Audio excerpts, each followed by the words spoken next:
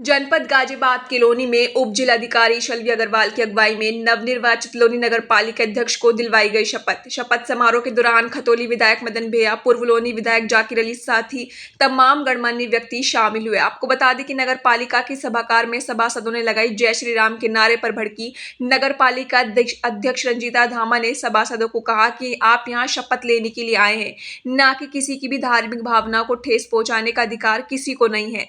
यह सब समान है, अलग अलग धर्म के गणमान्य लोग हैं, यहाँ पर इस तरीके की कोई नारेबाजी नहीं होनी चाहिए और अगर इस तरीके का कुछ मैंने देखा तो फिर मेरे द्वारा कागजी कार्रवाई भी करनी पड़ी तो मैं वो भी निसंकोच करूंगी। मैं रंजीता धामा इस नगर पालिका परिषद लोनी गाजियाबाद की अध्यक्ष निर्वाचित हो जाने पर ईश्वर के नाम पर शपथ लेती हूँ कि सत्य निष्ठा से प्रतिज्ञा करती हूँ कि विधि द्वारा स्थापित भारत का संविधान के प्रति सच्ची श्रद्धा रखूंगी। मैं भारत की प्रभुता और अखंडता को बनाए रखूंगी और मैं सद्भाव पूर्वक और निष्ठा पूर्वक उन कर्तव्यों का निर्वहन करूंगी जिन्हें मैं करने वाली हूँ। करने का अवसर प्रदान किया। बहुत सी विपरीत परिस्थितियां हम लोगों के बीच में आई। बीच में जब मैं नगर पालिका अध्यक्ष बनकर आई तो कोरोना काल आया, जिस वजह से जो काम होने चाहिए थे वो भी नहीं हो पाए और जो बजट नगर पालिका को मिलता है कार्य कराने के लिए वो स्वास्थ्य सेवाओं और राशन में खर्च हो गया और भी तमाम परिस्थितियां रही। लेकिन फिर भी उन तमाम विपरीत परिस्थितियों में भी मैंने अपना 100% दिया, क्योंकि कार्य में मुझे संपूर्णता पसंद है। मैं परफेक्शन में विश्वास रखती हूँ और जो भी जिम्मेदारी मुझे दी जाती है उसे मैं 100% पूरा करने की कोशिश करती हूँ। और आप लोगों को भी, आप जो यहाँ पर सभासद महोदय चुनकर आए हैं, उनसे भी यही कहना चाहती हूँ कि जनता ने बड़ी उम्मीदों से आप लोगों को चुना है। सब अलग अलग पार्टी से आए हैं, अलग अलग विचारधारा से आए हैं, लेकिन इसका मतलब ये भी नहीं कि आज शपथ ग्रहण समारोह हो रहा है और उसमें अलग अलग तरह के नारे लग रहे हैं। यहाँ पर आप शपथ लेने के लिए आए हैं, इसलिए किसी की भी धार्मिक भावनाओं को ठेस पहुँचाने का किसी को कोई हक नहीं बनता है। सब यहाँ पर समान है, अलग अलग धर्म के मानने वाले लोग हैं यहाँ पर। इसका ये मतलब बिल्कुल नहीं है कि यहाँ पर अलग अलग तरह के नारे लगेंगे।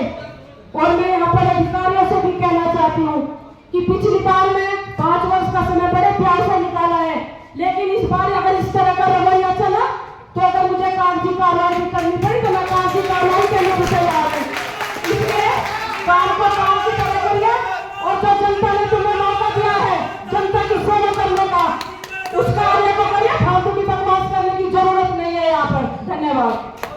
जानकारी में डाल दूं, जो हमारे दूसरे विपक्षी जनप्रतिनिधि है वो पिछले दिनों दिखा भी रहे थे, जबकि सच्चाई ये है कि जब 11 गांव शामिल नगर पालिका में हुए थे और मुख्यमंत्री ग्रामीण जो मिशन के तहत तो उनका जो प्रस्ताव थे खुद मेरे सिग्नेचर होकर वो गए थे और कुछ पर कार्य शुरू भी हो गया था नगर पालिका अध्यक्ष बनने से पहले ही। और अब तो मैं आप लोगों ने, उन लोग 11 गाँव के लोगों ने भी मुझे अपना समर्थन दिया है, चुना है। मैं उनको भी विश्वास दिलाती हूँ कि जैसे लोनी नगर पालिका में काम हुए हैं उसी तर्ज पर उन 11 गाँवों को भी मुख्य विकास धारा से जोड़ा जाएगा। धन्यवाद। तीसरा मौका जनता ने दिया है, क्या कहेंगे आप सबसे पहले? देखिए, सबसे पहले मैं लोनी की जनता का विशेष रूप से आभार व्यक्त करना चाहती हूँ कि जो जनादेश तीसरी बार लोनी नगर पालिका के निवासियों ने हम लोगों को दिया है।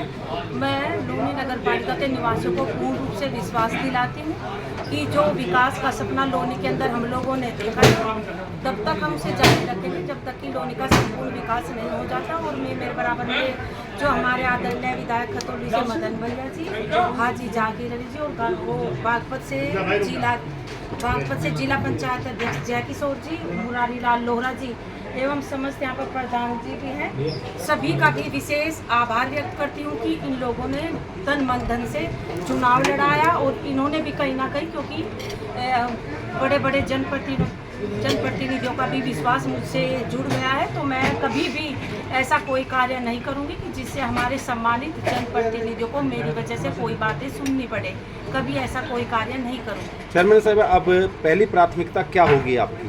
देखिए, पहली प्राथमिकता चूँकि लोनी में जल निकासी एक सबसे बड़ी समस्या है। मेरी कोशिश यही रहेगी कि इस तरह से लोनी में जल निकासी की समस्या को दूर किया जाए और आपसी प्रेम और भाईचारे के साथ किस तरह से लोनी का विकास हो, यही हमारी प्राथमिकता है। चेयरमैन साहब, एक बहुत महत्वपूर्ण मुद्दा लोनी के लिए खासतौर पर है पार्किंग की व्यवस्था का। जो लोग देहात से खरीदारी करने आते, पार्किंग नहीं है, उसको लेकर आप क्या कुछ कार्य करेंगे उसको लेकर? देखिए, मैं अधिकारियों के साथ बैठकर अगर हमारे पास ऐसी कोई सरकारी जगह है जहाँ पर पार्किंग खुल सकती है तो हम उस पर बैठकर विचार विमर्श करेंगे और कोशिश करेंगे कि अगर इस तरह के मुद्दे जनता हमारे सामने लेकर आते हैं समस्याएं, तो उनको दूर करने की हर संभव कोशिश करेंगे। चेयरमैन साहब, एक और सवाल है, जो नगर पालिका की जो सरकारी भूमि है उस पर लगातार कब्जे की पहले भी शिकायतें चलती रही लगातार, उसको लेकर आप क्या कार्रवाई अब करेंगे?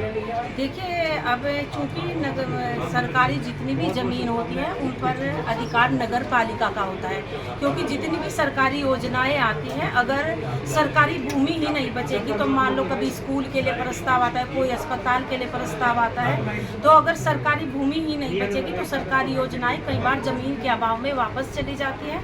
और हमारी यही कोशिश रहेगी कि अगर जिन लोगों ने भी सरकारी ज़मीन पर निगाहें अपनी गड़ा रखी है या अवैध रूप से कब्जाना चाहते हैं, निश्चित तौर पर अधिकारियों के साथ मिलकर उस पर कार्रवाई करवाने का। आखिरी सवाल, आज आपने शपथ ग्रहण कार्यक्रम है, शपथ ली है, क्या संदेश आप अपनी जनता को देना चाहते हैं? देखिए, मैं लोनी की जनता को आज यही संदेश देना चाहती हूँ कि जो शपथ होती है, जब कोई व्यक्ति किसी शपथ इसलिए दिलाई जाती है ताकि हर सही गलत को ध्यान में रखकर हित में जनता के कार्य करे।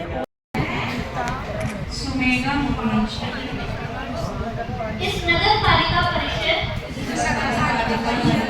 लोनी गाजियाबाद की सदस्य निर्वाचित हो जाने पर ईश्वर के नाम पर शपथ लेती हूँ एवं सत्य निष्ठा से प्रतिज्ञा करती हूँ कि विधि द्वारा स्थापित भारत का संविधान के प्रति सच्ची श्रद्धा रखूंगी।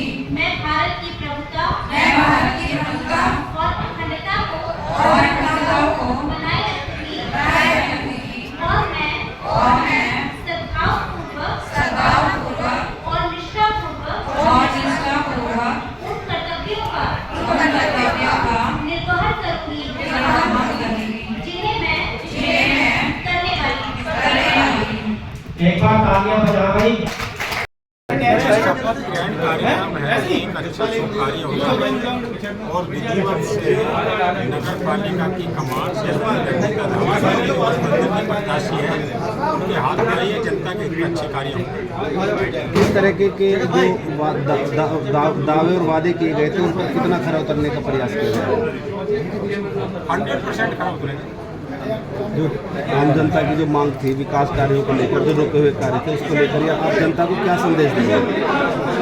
देखिए, विकास का ही मतलब है, विकास का पता है, विकास